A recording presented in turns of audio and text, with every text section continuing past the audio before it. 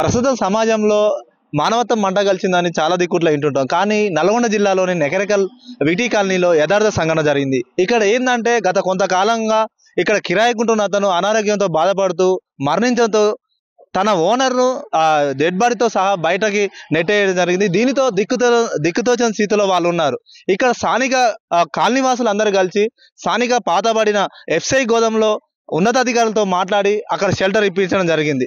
So ఇట్లాంటి ఘటన కళ్ళ ముందు జరగడంతో నెకరికల్ వ్యాప్తంగా జిల్లా వ్యాప్తంగా గుండెని పిండిస్తుందని, ఇట్లాంటి వాళ్ళపై తగిన చర్యలు తీసుకోవాలని, ఇట్లాంటి సంఘటన మళ్ళా జరగకూడదని గ్రామస్తులు, ఈ యొక్క కాలనీవాసులు లోకలైటీ న్యూస్ ఛానల్ ద్వారా తెలియజేస్తున్నారు.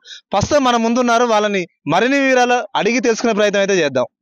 అడవిలోకేసి ఇల్లు కల్లా కూడా తాళం వేసుకుని సార్, మీరు ఏదన్నా ఒక సాయం చేయాలి. నాకు వచ్చిన బాధ ఎవరికి రావద్దు సార్.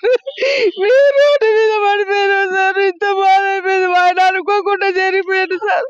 మీరు ఏదైనా చేసేసి నాకు వచ్చిన బాధ ఎవరికైనా రావద్దు. ఎక్కడికల్లా చూడండి సార్, నేను రోడ్డు మీద ఉంటా, చిన్న చిన్న పిల్లలు, దోమలు, పడవండి ఇంట్లో చూడు సార్. మీ కిరాయికుండా ఇల్లు కల్లా కూడా నన్ను ఎలగొట్టి తాళం వేసి సార్, శవాన్ని తీసుకొని మూట కట్టుకొని వచ్చి నేను ఇక్కడ ఎంఆర్ ఆఫీస్ దగ్గర ఉంటా సార్. మీరే దయచేసి ఏదన్నా చేయండి సార్. మేమకైతే ఇప్పుడు ఏమి లేదు, ఎక్కడ పోవాలో కూడా నాకు అర్థం కావట్లేదు సార్.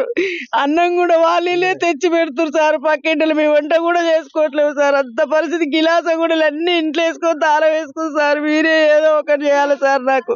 నాకు వచ్చిన పరిస్థితి నకరికల్లా ఎవరికి రావద్దు సార్. చూసి దయచేసి ఏదన్నా చేయండి. నాకు పరమేష్, మాది నల్గొండ జిల్లా నకరికల్ పట్టణంలో ఉంటున్నాము.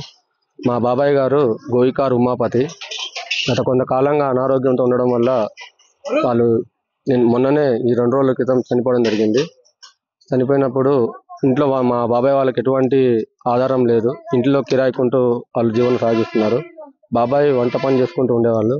మా తమ్ముడు కూడా ఒక చికెన్ షాప్లో డైలీ వేజ్గా కూలీగా పనిచేసేవాళ్ళు. 300-400 కూలీకి పనిచేసుకుంటూ జీవనం కాపాడు ఉన్నది. ఇంతలో అనుకోకుండా బాబాయ్ గారికి అనారోగ్యం పాలై ఇంట్లో చనిపోవడం జరిగింది. ఆ ఇంటి వాళ్ళు కూడా మేము వాళ్ళని చాలాసేపు బతలాడినాం.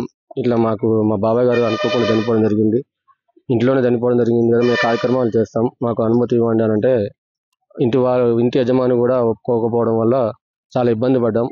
మనోవేదనకు గురైన చాలా ఎక్కడికి వెళ్ళి తీసుకోవాలి, దహన సంస్కారాలు ఎక్కడ చేయాలని చాలా బాధపడుతూ ఉండగా మా స్థానిక కౌన్సిలర్ గాజుల సుకన్య శ్రీనివాస్ అన్న గారు వారి సహకారం వాళ్ళని ఆశ్రయించి ఇట్లా మాకు ఏదైనా ఆధారం చూపించండి, కార్యక్రమాలు అంత్యక్రియల కార్యక్రమాలు ఏందాక చేయమని ఉంటే అన్నవాళ్ళు వెంటనే స్పందించి ఇక్కడ స్థానికంగా ఉన్నటువంటి పాత ఎఫ్ఏ గోదాంలో వారి అధికారులతో మాట్లాడేసి, అక్కడ ఉన్నటువంటి ఇన్ఛార్జితో మాట్లాడేసి నాకు ఈ 10 రోజులు కార్యక్రమాలు నిర్వహించడానికి తాత్కాలికంగా మాకు షెడ్ ఏర్పాటు చేసి మాకు ఉన్నారు.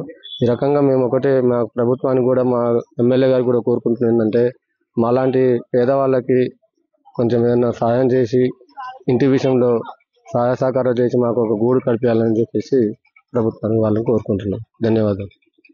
రెక్కాడితే డొక్కాడే కుటుంబం మాది. మా యొక్క కొడుకు చికెన్ షాప్లో రోజువారీగా కూలీగా పనిచేస్తున్నాడు. మా ఆయన కొంతకాలంగా అనారోగ్యంతో బాధపడి ఇలా చనిపోవడం జరిగింది. దీనితో మానవత్వం లేకుండా మమ్మల్ని, మా కుటుంబ సభ్యుల్ని బదార్లా వేయడం జరిగింది. ఇలాంటి సంఘటన ఏ యొక్క పాగవనికి రావద్దు. ఇట్లాంటి సంఘటన మరెవరికి జరగకూడదు.